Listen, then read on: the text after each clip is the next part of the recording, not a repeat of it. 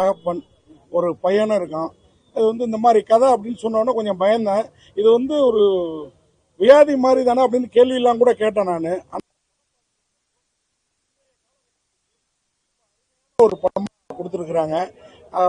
நான் இந்த மாதிரி விஷயங்கள்லாம் அந்த படத்தில் வர்ற வினித் மாதிரி அப்பா தான் நான்.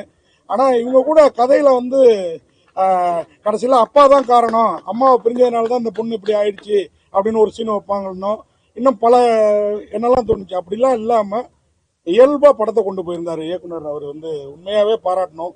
அதே மாதிரி தனஞ்சயன் சார் வந்து ஒரு படத்தை வந்து எடுத்து பண்றாரு அப்படின்னா ஏதோ ஒரு முக்கியமான விஷயம் இல்லாம இருக்காது. இந்த படம் அதை வந்து கரெக்டா இது பண்ணுச்சு. அதே மாதிரி இந்த 2 பெண்கள், அதை விட அந்த தியாகியா நடிச்சிருந்தாரு ஹீரோ. உண்மையா இந்த பெருந்தன்மை யாருக்கும் வராது. நம்ம கேரக்டர் பல பேர் அந்த பெண்ணுக்கு ஒரு மணமகன் வருவாரு. அந்த கேரக்டர் தான் நம்மள பல ஆண்களுக்கு. ஏன்னா நம்ம எல்லாருமே ஒரு 75% மேல் சாவணிசம் உள்ள ஆட்கள் தான் நம்ம எல்லாருமே. ஸோ அந்த மாதிரி கேரக்டர் தான் இருப்போம். இந்த மாதிரி கேரக்டரை பார்த்தது உண்மையாவே டைரக்டர் பயங்கர விஷயாதி. ரொம்ப இயல்பா, அதாவது இந்த விஷயத்தை ஒத்துக்காதவங்க கூட ஏத்துக்கக்கூடிய ஒரு படமா காதல் என்பது பொது உடைமை படத்தை எடுத்திருக்கிறாரு. அதுக்காக அவரை பாராட்டணும். எந்த இடத்துலையும் முகம் சுளிக்கிற காட்சிகள்ல கிளைமாக்ஸ்ல மட்டும் அப்பா அம்மாவுக்கு எதுக்கு அவங்க ஒரு லிப்லாக் பண்றப்போ கொஞ்சம் இதுவா இருந்தது. இததான் கமல் வந்து இந்தியன் படத்துல வந்து ஃபர்ஸ்ட் இந்தியன்ல நீ போகும் பாதையில் அந்த பாட்டுல வரும், சில ஆண்களை விட மாட்டேன், சில பெண்களை விட மாட்டேன்னு சொன்னாரோன்னா எனக்கு படம் பார்த்துட்டு இருக்கப்போ தோணுச்சு. ஆனா இன்னைக்கு காலச்சூழல் இப்படி இருக்குது அப்படிங்கறத ரொம்ப அழகா அந்த படம் உணர்த்திருந்தது. உண்மையாவே பத்திரிகையாளர் ஒரு படத்தை பாராட்டணும் அப்படிங்கிறதுக்காக பாராட்டல. நிஜமாவே எனக்கு இந்த கருத்துல வந்து இந்த படம் பார்க்கறதுக்கு முன்னாடி வரைக்கும் கொஞ்சம் கூட உடன்பாடு கிடையாது. நானும் ஹாஸ்டல்ல எல்லாம் இருந்திருக்கேன், இந்த மாதிரி சம்பவங்கள் பார்த்துருக்கேன். நான் அன்னைக்கு கேள்வியில கூட இதையும் சொன்னேன் நான், இந்த கே ஹோமோ அந்த மாதிரி விஷயம்லாம். ஆனா இது வந்து இப்படி இருக்குது உலகத்துலங்கிறத ரொம்ப அழகா படம் பிடிச்சு காட்டிருக்காங்க. முடிஞ்சா எல்லோரும் காதல் என்பது பொது உடைமையை பார்த்தீங்கன்னா இந்த காதல் தான் இல்லை, உங்க பொண்ணோ பையனோ வேற காதல் எதுவும் பண்ணா கூட நீங்க ஒரு செவி சாய்க்கிறதுக்கான வாய்ப்பு இருக்கும். உண்மையா ரோகிணியிலேருந்து வினித்லேருந்து எல்லாருமே அந்த நடிகர் எல்லாருமே இது வந்து புதுமுகம் எல்லாருமே பிரமாதமா நடிச்சிருக்கிறாங்க. வாழ்த்துக்கள். பிரமாதமான படம். மியூசிக், ஒளிப்பதிவு எல்லாமே சிறப்பா இருக்கு. வாழ்த்துக்கள் சார். அருமையான ஒரு படம். இந்த மாதிரி படங்களை வந்து நம்ம மலையாளத்துல பார்த்திருப்போம், ஹாலிவுட்ல அந்த மாதிரி பார்த்திருப்போம். தமிழ்ல இந்த மாதிரி படம் வர்றது உண்மையாவே நம்ம தமிழ் சினிமாவை ஒரு உயரத்துக்கு, இதுதான் உண்மையா ஜாதியை கட்டிக்கிட்டு அழுவுறதை விட இன்னைக்கு என்ன நடக்குது, அன்னைக்கு நீங்க அடிச்சீங்க வெட்டினீங்கன்னு எடுக்கிற படங்களை காட்டிலும் இந்த மாதிரி படங்களை கொண்டாடணும். நிச்சயமா கொண்டாடுவீங்கன்னு நம்புறோம்.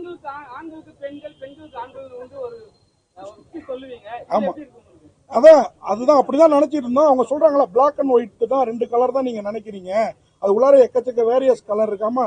நானும் ஒரு கொஞ்சம் ஓவியமும் தெரியும், அதனால பிளாக் அண்ட் ஒயிட்டுக்குள்ளார இருந்து தான் எல்லா கலருமே பிறக்குது இல்லையா. ஸோ அந்த கலர்களையும் நம்ம ஏத்துக்கிட்டு தான் ஆகணும். கால சூழல் அப்படிதான் இருக்குது. ஸோ நாளைக்கு நம்ம வீட்டுல இருந்து கூட இப்படி ஏதாவது ஒண்ணு வரலாம். அப்ப இந்த மாதிரி படங்கள் நமக்கு தைரியமா இருக்கு. வாழ்த்துக்கள் சார். கார்த்திக், ரொம்ப ரொம்ப சிறப்பா பேசுறீங்க. இப்ப நான் என்ன பேசுறேன்னு தெரியல.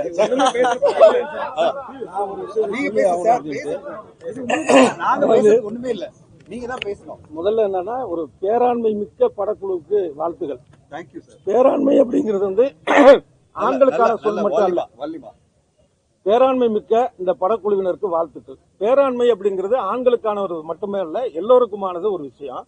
இந்த படத்தை தாண்டி ஒரு விஷயம் என்னுடைய கருத்தா சொல்றேன். படக்குழுவினருக்கு இதற்கு சம்பந்தம் இல்லை, எனது அரசியல் ஆயிடக்கூடாது அப்படின்ட்டு ஆர்டிகிள் 377 ஒண்ணு இருந்தது. என்னன்னா, ஓரினை சேர்க்கையாளருக்கு சிறை தண்டனை கொடுக்குற மாதிரி இருந்துச்சு இந்தியாவில். 2018 தான் உச்ச நீதிமன்றம் வந்து ஒரு வழக்குல ஓரினை சேர்க்கைங்கிறது தவறு அல்ல, அது அவங்களுடைய இயல்பு, ஒரு வேணும்னே பண்றது கிடையாது, அவங்க இயல்புங்கிறத ஏத்துக்குச்சு. ஆனால் காங்கிரஸ் கட்சியும் பாஜகவும் இதற்கு எதிர்ப்பு தெரிவித்த கட்சிகள். அது மட்டும் இல்ல, பல கட்சிகள் இது மாதிரியானது. அதனால இந்த படக்குழுவினர் வந்து என்ன செய்யணுங்கிறது என்னுடைய ஒரு கோரிக்கை. என்னன்னா, நீங்க வந்து ஒரு சினிமா பத்திரிகையாளர்கள்லாம் போட்டு காமிச்சீங்க, எல்லாரும் பாராட்டினாங்க, மகிழ்ச்சி. ஒரு அரசியல் தலைவர்களுக்கு இந்த படத்தை போட்டு காட்டுங்க, அவங்களுக்கு ஒரு புரிதல் வரணும். அதுதான் முக்கியம். இன்னைக்கு வந்து இந்த ஓரின சேர்க்கையாளர்கள், தன்பாலின ஈர்ப்பாளர்கள் வந்து தைரியமா இருக்காங்கன்னா காரணம் வந்து அரசியல் கட்சிகள் இல்ல, நீதிமன்றம் தான். இந்த அரசியல் கட்சிகள் எதிராக இருக்கக்கூடிய மனப்பான்மை இருக்கு இல்லையா. இப்ப ரீசெண்டா கூட பாத்தீங்கன்னா, டெல்லி உயர்நீதிமன்றத்துல ஒருத்தர் வந்து நீதிபதியா கொலிஜியம் நியமிச்ச ஒரு சூழல்ல அவரை வந்து நியமிக்க கூடாது, ஏன்னா அவர் வந்து ஒரு தன்பாலின ஈர்ப்பாளர் அப்படின்னு சொல்லி பாஜக எதிர்ப்பு தெரிவிச்சு. இந்த சூழலை மாத்துறதுக்கு நீங்க ஒரு மிகப்பெரிய அளவுல ஒரு சாதனை பண்ணிருக்கீங்க, இந்த திரைப்படம் மூலமாக பண்ணிருக்கிறீங்க.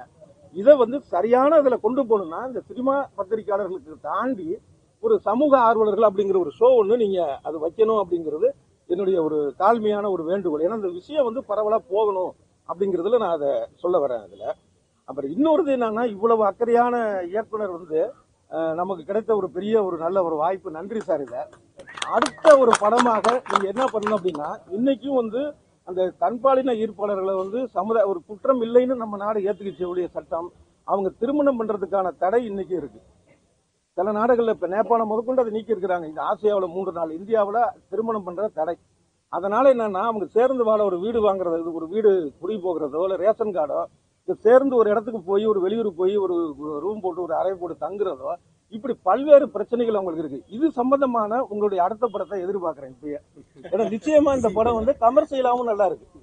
ஒரு ஆவணப்படம் மாதிரி. அதாவது தன்பாலின ஈர்ப்பாளர் பத்தி புரியாதவர்களுக்கு அத்தனை கேள்விகளுக்கு இதுல பதில் சொல்லிட்டாரு. அதுல எந்த கேள்வியும் அதுல மிச்சம் இல்ல. என்னுடைய குழந்தை 12 வயது பெண் குழந்தை இருக்கு. நான் அதையும் அழைச்சிட்டு தான் தியேட்டருக்கு போய் பார்க்க போறேன் இந்த திரைப்படத்தை வந்து.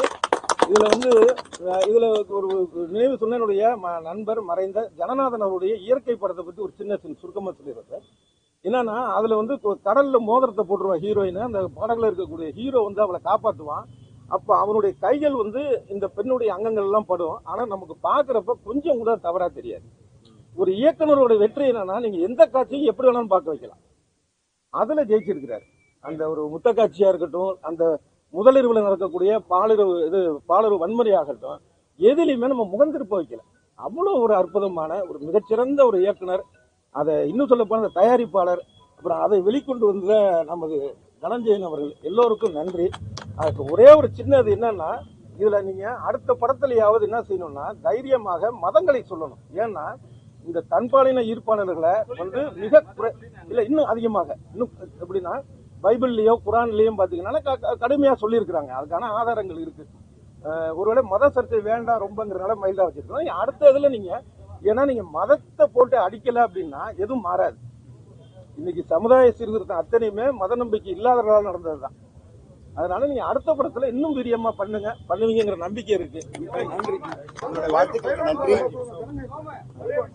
யாரு சார்? பைலவான் சார் வாங்க. ஒரே செகண்ட்.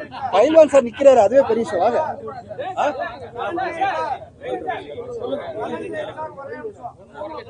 யாரு?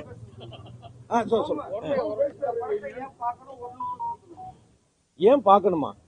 நம்மளை சுற்றி இருக்கக்கூடிய உணர்வே நம்ம பல பேருடைய உணர்வை புரிஞ்சிக்காம இருக்கிறோம் அப்படிங்கிற ஒரு அறியாமையை போக்குவதற்காக இந்த திரைப்படத்தை பார்க்கணும், அவசியம் பார்க்கணும்.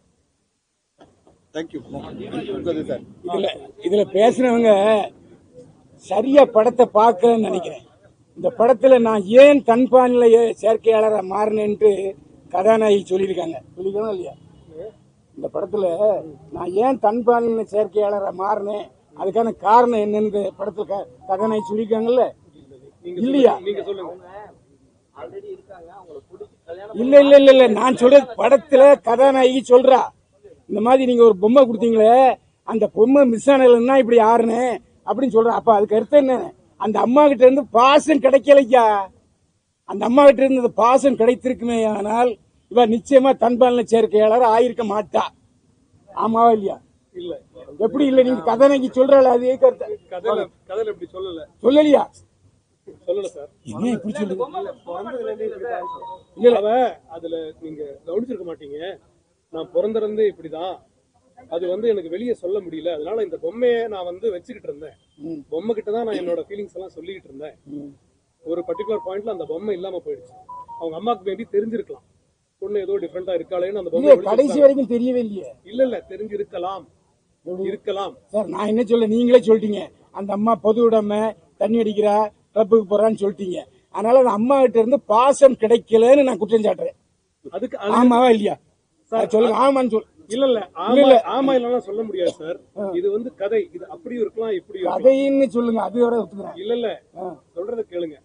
பாசம் கிடைக்காததுனால இந்த செக்சுவாலிட்டி மாறுதுன்றது புதுசா நீங்க சொல்லி தெரிய ஒரு அறிவா இருக்கு எனக்கு. அதை பத்தி நீ டீட்டெயிலா சொல்லி நான் கேட்டு தெரிஞ்சுக்கிறேன். ஏன்னா அது வந்து எங்கேயுமே நான் படிக்கல, தெரிஞ்சுக்கல. அதாவது பாசம் கிடைக்கலன்றதுனால செக்சுவாலிட்டி மாறுன்றது புதுவிதமான ஒரு சயின்ஸா இருக்கு நீங்க சொல்றது. இன்னொன்னு நாம வல்லரசு நாடு நினைக்கிற அமெரிக்காவிலே ட்ரம்ப் முதல்ல போட்ட கையெழுத்தே திருநங்கையே கிடையாடா, ஆண்பால் பெண்பால் தான் கையெழுத்து போடுறாரு இல்லையா? அதுக்கு நான் அதை உலக நாடு ஒத்துக்கா இல்லையா? இந்தியால allowed. இந்தியால allowed. அந்த பேச்செல்லாம் கிடையாது. நான் சொன்னது உண்டா இல்லையா? இந்தியால 3 ஜெண்டர் மூணு இருக்குங்க. gender இருக்கு. இந்தியால இருக்கு. இந்தியால இருக்கு. இந்தியால 3 ஜெண்டர் இருக்கு. நம்ம இங்க தான் இருந்து ஆனா அவங்க திருநங்கையா அப்படியும் காட்டலீங்க படத்துல. இல்லைன்னு சொல்லல. இல்ல திருநங்கையாவும் காட்டல அவங்க. திருநம்பி. இல்ல அப்படி திருநம்பின்னு அப்படி இல்லையே. இல்ல இல்ல ஆண்கள் தான் பெண்களால் மாற முடியும், பெண்களால் ஆண்களா மாற முடியாது. நன்றி நன்றி. ஓகே வாங்க. கண்டிப்பா எல்லா கருத்தும் ஏத்துக்கணும். நம்ம வந்து ஒரு கருத்து மட்டும் கிடையாது, பாசிட்டிவ் மட்டும் பார்க்காம அதுல வர விமர்சனங்களும் ஏத்துக்கணும் நம்ம. வணக்கம். எனக்கு ஒரு 3 நாளுக்கு முன்னாடி இந்த படம் பார்க்குற வாய்ப்பு கிடைச்சது. இது செகண்ட் டைம் பார்த்துட்டு இருக்கிறேன். இந்த படம் ரொம்ப ரொம்ப என்ஜாய் பண்ணேன். மாலினி ஜீவரத்னம்ன்ட்டு ஒரு content advisor, she's a LGBT activist. அவங்கக்கிட்ட இவங்க நிறைய அட்வைஸ் வாங்கியிருக்காங்க. அதெல்லாம் டைட்டிலில் வருது. நான் கொஞ்சம் டீப்பாக பார்த்தேன். அந்த 5 கேரக்டர் ரொம்ப ரொம்ப ரொம்ப நல்லா இருக்கு. 5 கேரக்டர். இவன் டாக்டர் லக்ஷ்மி மோட்டிவேஷனல் ஸ்பீக்கர்ன்ட்டு பிகினிங்ல காட்டுறாரு. ஒரு மோட்டிவேஷனல் ஸ்பீக்கருக்கு இதை புரிஞ்சிக்க முடியல. அவ ஒரு உண்மையான அம்மா மாதிரி தான் பிஹேவ் பண்ணிருக்கா தவிர அவ பிரெயின் யூஸ் பண்ணல. ஆனா ஒரு சாதாரண ஒரு சர்வெண்ட், ஒன்னும் படிக்காத சர்வெண்ட் அவங்க அம்மாவோட இந்த பொண்ணை நல்லா புரிஞ்சுக்கிட்டான். ஸோ அது மாதிரி இந்த 5 கேரக்டரும் ரொம்ப சூக்ஷ்மமா இருக்கு, ரொம்ப அழகா கொண்டு போயிருக்காங்க. ஸோ ஃபோட்டோகிராஃபி நல்லா இருக்கு, சாங் நல்லா இருக்கு. இதெல்லாம் ஒரு காலத்துல நீங்க என்ன சொல்ல, இதெல்லாம் ஒரு அட்டாச்மெண்ட். இப்போ நான் கொஞ்சம் ஜெர்மன்ஸோட ஒர்க் பண்ணும்போது இப்படி கை போட்டு போனா ஆர் தே ஹோமோசெக்சுவல்ஸ் கேட்டேன். நோ நோ நோ, தேர் ஜஸ்ட் குட் ஃப்ரெண்ட். ஸோ ஒரு பொண்ணு ஒரு ஆணு தனியா போயிட்டு இருந்தா ரொம்ப ஃப்ரெண்ட்ஸா இருந்தா யாரும் கேட்கவே மாட்டாங்க. இந்த கான்செப்ட், இந்த ஃபீலிங் இப்போ கொஞ்சம் புதுசா வந்திருக்கு. ஒரு 20 இயர்ஸ், ஒரு 25 இயர்ஸ் தான் இந்த கான்செப்ட் வந்துட்டு இருக்கு. பட் இதை மீறி என்ன கொஸ்டின் வருதுன்ட்டு ஒரு சாங்ல ஒரு லைன் வந்துடும், மாங்கல்யம் தந்து நான். அது மேரேஜில் பாடுற சாங். அது டைரக்டரு கொண்டு வந்துட்டாரு. அப்படி இருக்கும்போது நமக்கு விஷுவல்லாம் ஒரு 2 பொண்ணுகளை கல்யாணம் பண்ணது, டெம்பிள்ல பண்ணாங்க, ரிஜிஸ்டர் மேரேஜ் பண்ணாங்க, அந்த மாதிரி டவுட்ஸ் எல்லாம் வருது. அது படத்துல இல்லை, அதுக்கு சம்பந்தமே இல்லை. பட் அந்த மாதிரி கேள்விகள் எல்லாம் வருது. ஆனா ரொம்ப ரொம்ப நல்லா பண்ணிருக்காங்க. இது ரொம்ப ரொம்ப டீப்பான படம். அதுக்கப்புறம் அந்த மாதிரி 2 பெண்ணுகள் ரிலேஷன்ஷிப் நிறைய பேர் இருக்காரு, மெட்ராஸ்ல இருக்காங்க. அவங்கள நீங்க கடைசியில் டைட்டில் நீங்க காட்டிருக்கலாம். All beautiful characters. அந்த பொண்ணு கேட்குறான், சர்வெண்டா கேட்குறான், நீங்க ஃபர்ஸ்ட் நைட்ல இதெல்லாம் நமக்கு எல்லாம் வர டவுட், நீ வந்து பாரு அப்படி கேட்குறான். இது லவ்லி ஃபிலிம், லவ்லி ஸ்கிரிப்ட். மக்கள் எப்படி ஏத்துக்கிறாங்கன்னு தெரியல, ரொம்ப போல்டா பண்ணிருக்காங்க. அந்த கடைசி சீன் கோவப்படாதுங்க, அந்த கடைசி சீன்ல அந்த பொம்மை விழுது இல்லையா, நான் என்ன நினைச்சேன், அவருக்கு அன்னைக்கு கூட சொன்னேன், அவ உட்கார்ந்து போயிட்டு இவ சைல்ட்ஹுட் மெமரிஸ் அவ போட்டோஸ் பார்த்துட்டு இருப்பா. இல்ல வீடியோல இவ 6 மாச குழந்தை, 10 மாச குழந்தை, 2 வயசு குழந்தை அப்படி பார்த்து பார்த்து பார்த்து பார்த்து கண்ணில் தண்ணி வந்துட்டு என்னன்னா கூட என் குழந்தை அப்படி இவளை அக்செப்ட் பண்ணிட்டா அப்படின்னு தான் ரொம்ப நல்லா இருந்தது. It's a lovely film. தயவுசெய்து எல்லாம் பாருங்க, நல்லா ஓடுது. Thank you sir. வாங்க சார். இல்ல இப்பதான் பார்த்தேன், படம் பார்த்தேன். டைரக்ட் சார் வந்துருங்க. அவர் பயந்துட்டாரு, என்னடா இது. இல்ல டைரக்ட் சார் இல்ல இது கேட்கல பாலா, தைரியமா எடுத்திருக்காங்க. ஏன்னா தமிழ்நாட்டுல நம்ம இதுல இண்டஸ்ட்ரியில வந்து போடுறதுக்கு எல்லாருமே பயப்படுவாங்க. இது வந்து எப்பயும் பாத்தீங்கன்னா வடநாடு, அது பாலிவுட் சைட்ல பாத்தீங்கன்னா இது அட்வான்ஸா போயிட்டாங்க. இது நிறைய படம் வந்திருக்கு, நிறைய நம்ம பார்க்கலாம் அந்த மூவிலாம். ஸோ அது நல்லா பண்ணிருப்பாங்க. இந்த படத்துக்கு இன்னொரு காரணமும் இருக்கு. அந்த பொண்ணு நிஜமல் அவங்க வந்து நடிகைன்றது இதில் நிரூபிச்சிருக்காங்க. படத்துக்கு வேரியேஷன் காமிக்குது. அதே போல நந்தும் நல்லா பண்ணியிருக்காங்க. இதுல வந்து இன்னொன்று என்னன்னா, அந்த வேலைக்காரி தீபா அக்கா வந்து நல்லா பண்ணியிருக்காங்க. அவங்க ஒரு டைலாக் சொல்லுவாங்க, 2 பேர் எப்படிமா குழந்தைன்னு கேட்பாங்க. உண்மையாலுமே இன்னைக்கு கல்யாணம் பண்ணவங்க நம்ம திரையுலகத்திலே நிறைய பேர் டைவர்ஸ் ஆயிருக்காங்க. அந்த குழந்தைங்க எப்படி இருக்குன்னு உங்களுக்கு தெரியும். பட் ஆனால் குழந்தைங்க எல்லாம் நிறைய குழந்தைங்க அனாதாசிரமத்தில் வளருது. ஸோ அதை தத்தெடுக்க மாட்டாங்க யாரும். ஸோ இந்த மாதிரி கான்செப்ட் வந்ததுன்னா அதை போகலாம். நிறைய பேருக்கு வந்து குழந்தை வந்து இன்னைக்கு வந்து பிறக்க மாட்டுது. அது நிறைய பேர் ட்ரீட்மெண்ட் போகிறாங்க, நிறைய இதெல்லாம் எடுத்துக்கிறாங்க, செலவு பண்ணுறாங்க. பட் ஆனால் அந்த செலவை ஒரு குழந்தைய தத்தெடுத்தா அந்த குழந்தைய படிக்க வைக்கலாம். அந்த குழந்தை மூலமா ஒரு பெரிய அளவுக்கு ஜென்ரேஷன் திரும்ப ஒரு மாற்றம் ஏற்படுத்தலாம், அதுக்கு ஒரு வாழ்க்கை கிடைக்கும் அப்படின்றதான் இந்த படத்துடைய ஒரு கான்செப்ட் எனக்கு தெரிஞ்சு. பட் அது உங்களுக்கு எப்படின்னு தெரியல. ஆனா இந்த படத்தை வந்து தனஞ்சயன் சார் டிஸ்ட்ரிபியூஷன்ல எப்படி பண்றாரு தெரியல. அவ்வளவு போல்டா இறங்கியிருக்காரு, அவருக்கும் வாழ்த்துக்கள். அதுபோல அந்த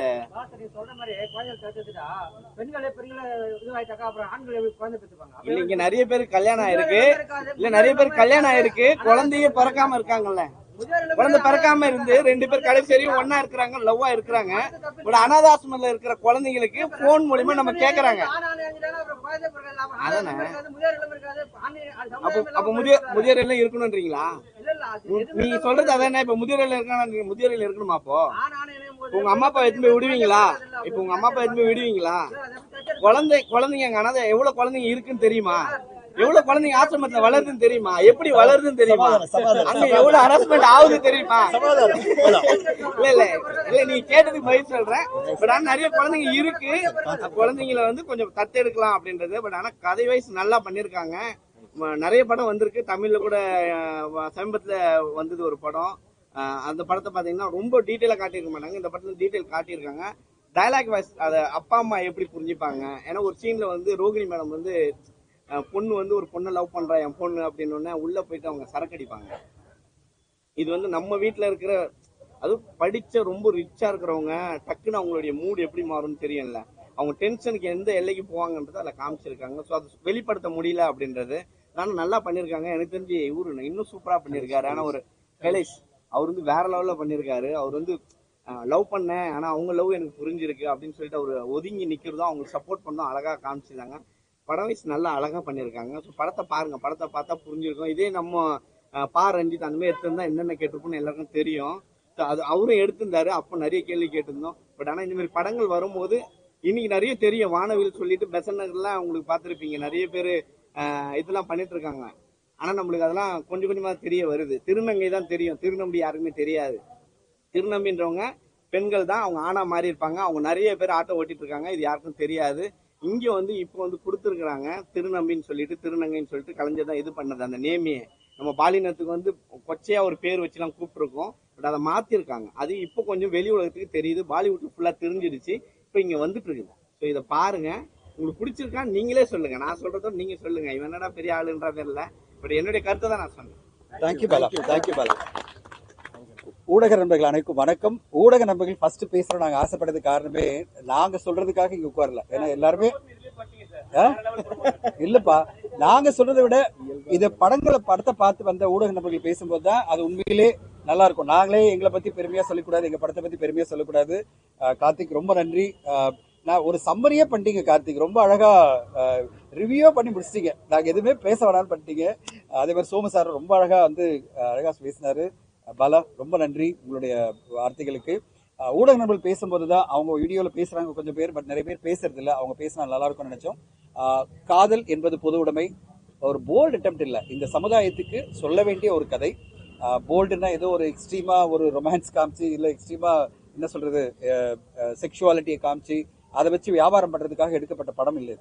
இது சமுதாயத்துக்கு சொல்ல வேண்டிய ஒரு உணர்வுபூர்வமான காதல் கதை. உணர்வுபூர்வமான காதல் கதைனா தன் பாலினர் ஈர்ப்பை பத்தி, அந்த காதலை பத்தி ஒரு அழகான ஒரு காவியமா ஜெயபிரகாஷ் எடுத்திருக்காரு. இது வந்து மேன்கின் பிலிம்ஸ் ஜியோ பேபி சார் டேட்டட் இன் கிச்சன் படம் எல்லாம் எடுத்தவர். காதல் அப்படின்னு மம்முட்டி சார் நடிச்ச படம். எத்தனை பேர் நீங்க எல்லாம் பார்த்திருப்பீங்க? காதல் அப்படின்னு படத்துல மம்முட்டி சாரே நடிச்சாரு. அதுல வந்து அவர் தன் பாலின ஈர்ப்பாளராக இருப்பார். அதை வந்து கேவா சொல்லுவாங்க. அதை ஜோதிகா மேம் நடிச்சிருப்பாங்க. அந்த படத்தெல்லாம் ஜியோ பேபி வந்து ரொம்ப போல்டா மலையாளத்தில் எடுத்தாரு. காதல் வந்து பெரிய ஒரு பிரேக் த்ரூவா படமா அமைஞ்சது மலையாளத்துல லாஸ்ட் இயர். அந்த மாதிரி ஒரு படம் தமிழ்ல வரலன்னு நம்ம எல்லாம் நிறைய பேசிட்டே இருக்கோம். எப்ப பார்த்தாலும் மலையாள சினிமால ரொம்ப அட்வான்ஸா எடுக்கிறாங்க, புதுமையா படம் எடுக்கிறாங்க, தமிழ்ல யாருமே எடுக்கிறது இல்லைன்னு வரும்போது இந்த படத்தை ஜியோபோபி அவர்களும் மேன்கின் சினிமாஸ் ஜொமோன் எவ்ரிபடி அவங்க எல்லாம் சேர்ந்து எடுக்கும்போது ஒரு 1 இயரா ரொம்ப அவங்க வந்து எப்படியாவது இது மக்கள் மத்தியில கொண்டு வரணும், மெயின் ஸ்ட்ரீம் படமா மக்கள் மத்தியில போய் சேரணும் அப்படின்னு ஆசைப்படும் போது டிஸ்ட்ரிபியூஷன்ல அவங்க பிரச்சனை வரும்போது நான் இந்த படத்தை 1 இயர் முன்னாடியே கேட்டேன், நான் பண்ணணும் அப்படின்னு ஆசைப்பட்டேன். இன்னைக்கு என் கையில இந்த படம் வந்து உங்கள் முன்னாடி வந்து சேர்ந்திருக்கு. இன்னைக்கு ஊடக நண்பர்கள்லாம் இந்த படத்தை அப்ரிஷியேட் பண்ணும்போது உண்மையிலே சரியான ஒரு டிசிஷன் தான் நம்ம எடுத்தோம். இவ்வளவு சப்போர்ட் பண்ணி இந்த படத்தை கொண்டு வரது ஒரு சரியான முடிவா நான் பாக்குறேன். அதுக்கு ஊடக நண்பர்களுக்கு நன்றி. மக்கள் இந்த மாதிரி படைப்புகளை தமிழ் சினிமாவில் நீங்க வரவேற்றதான் புதுமையான முயற்சிகள் வரும். இல்லைன்னா நீங்க மலையாள சினிமா ஓடிடியில டப்பிங்லயோ இல்ல சப்டைட்டிலோட தான் பார்க்கணும். தமிழ் சினிமா வளரணும், அடுத்த கட்டம் போகணும். புதுமையான படைப்புகள் மீண்டும் பல பேர்கிட்ட இருக்கு. அவங்கெல்லாம் வரணும்னா மக்கள் எல்லோரும் இந்த மாதிரி படங்களை திரையரங்களை போய் பார்க்கணும். அதுக்கு ஊடகங்கள் மிகப்பெரிய துணையா இருக்கணும். இப்போ இந்த படம் பார்த்து வந்த உடனே ஊடக நண்பர்கள்லாம் கொண்டாடினதை பார்க்கும்போது எங்களுக்கு ரொம்ப சந்தோஷமா இருக்கு. ஒரு நல்ல ஒரு படைப்பை தான் நம்ம கொண்டு வந்திருக்குன்னு அதுக்கு ஜெயபிரகாஷ்க்கும் கலேஷ், லிஜோமோல், அனுஷா இங்க வந்திருக்காங்க, அனுஷா, ஸ்ரீ சரவணன், டேனி எல்லோருக்கும் என்னோட நன்றி. அவ்வளவு உழைச்சிருக்காங்க இந்த படத்துக்காக. அவங்க அவ்வளவு பிரமாதமா உழைச்சாங்க. வினீத் சார் வந்து எனக்கு மெசேஜ் பண்ணிட்டே இருக்காரு, நாங்க இவ்வளோ இது பண்ணோம், எனக்கு ரொம்ப வெயிட் பண்ணிட்டு இருக்கேன் எப்படி ரெஸ்பான்ஸ் வருதுன்னு. ரோகிணி மேம் பத்தி சொல்லவே வேணாம். She was all out supporting the film. எல்லோருமே அவங்க வந்து ஒரு டோட்டலான ஒரு எஃபோர்ட் இந்த படத்துக்கு கொடுத்துருக்காங்க. இப்போ நீங்களாம் இந்த படத்தை அப்ரிஷியேட் பண்ணும்போது இந்த எஃபர்ட்டுக்கான ஒரு ரெக்கக்னிஷனா அங்கீகாரமா பாக்குறோம். இந்த படத்துக்கு இன்னும் பல அங்கீகாரம் வர எதிர்பார்த்துட்டு இருக்கோம். நன்றிகள். உங்களுடைய இந்த வரவேற்புக்கு மிக்க நன்றி. ஜெயபிரகாஷ் பேசுவார். இது எல்லாமே சார் பேசி முடிச்சிட்டாரு. முன்னாடி வந்த சாரோட பேர் நம்ம கார்த்திக் சார் பேசிட்டாங்க. அப்புறமா பேர் தான் அவர் பேசுனது வேற ஒரு point of view. And actually அவரு கேட்ட கொஸ்டின்ஸ் எல்லாமே வந்து இந்த படத்துல ஆன்சர் ஆகிருக்கு. ஆக்சுவலா எல்லாருமே பார்த்துருப்பீங்க. வேற ஆக்சுவலி நீங்க கேள்வி கேட்கலாம். நான் எனக்கு பேசுறதுக்கு பெருசா ஒண்ணுமே இல்லை. ஏன்னா எல்லாருமே சார் சொல்லிட்டாங்க, ரிவ்யூல ஃபுல்லா டீட்டெயிலா சொல்லிட்டாங்க. என்ன சொல்லணுமோ படத்துல சொல்லிட்டேன். இனி நீங்க என்ன கேட்கறதா இருந்தா கேளுங்க.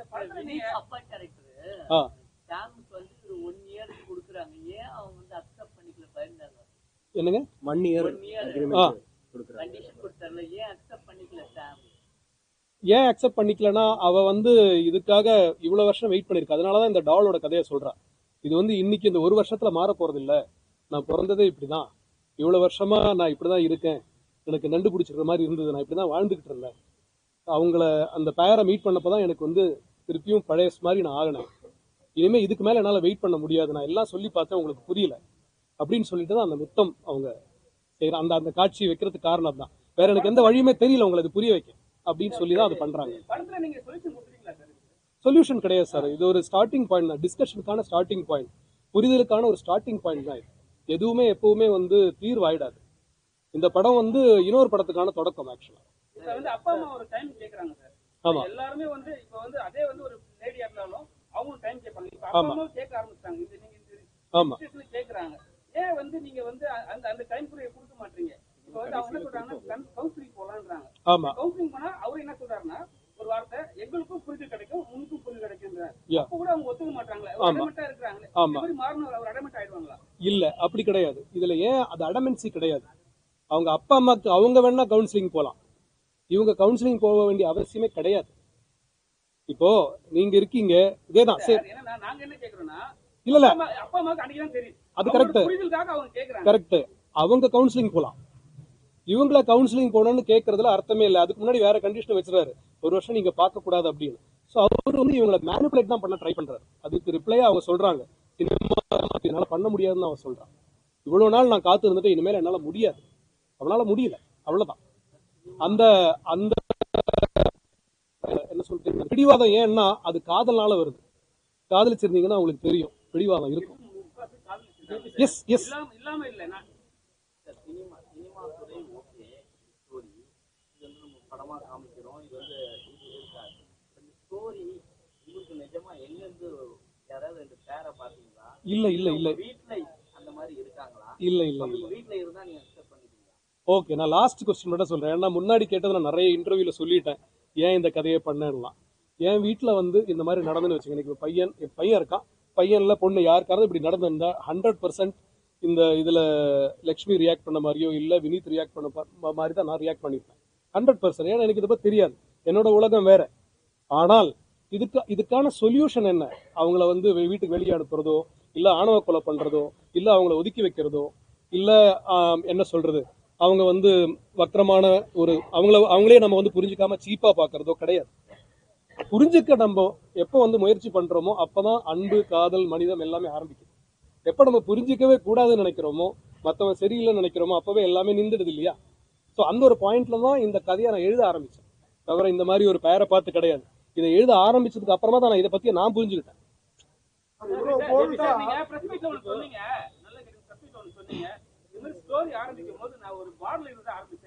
பார்டர் ஆமா ஆமா கரெக்ட் கரெக்ட். அன்னைக்கு நான் சொன்னேன், அதனால தான் ரிப்பீட் பண்ணல. இல்ல கட்டாயமா இல்ல அப்படி சொல்லுங்க, ட்ரை பண்ணி பாருங்க.